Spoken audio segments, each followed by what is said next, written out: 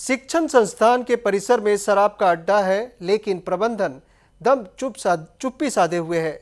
मामला मेराबाड़ी कॉलेज का है। रिपोर्ट सामने आई है कि लगभग हर रात कॉलेज परिसर में कुछ छात्र नियमों का उल्लंघन कर यह शराब का अड्डा लगाते हैं। कई बार इनके खिलाफ शिकायत भी की गई, लेकिन बावजूद इसके कॉलेज प्रबंधन के किसी तरह के एक्शन न लेने से स्थानीय लोगों ने चिंता जताई है। कॉलेज परिसर में इस तरह की गतिविधियों के खिलाफ धींग के विधायक अमीनुल इस्लाम ने भी गुस्सा जताया है। उन्होंने कॉलेज प्रबंधन को जल्द से जल्द इस सिलसिले में सख्त कदम उठाने का निर्देश दिया है। आज एक भिडिओ देखिছোঁ মৈৰাবাৰী কলেজত পঢ়ি থকা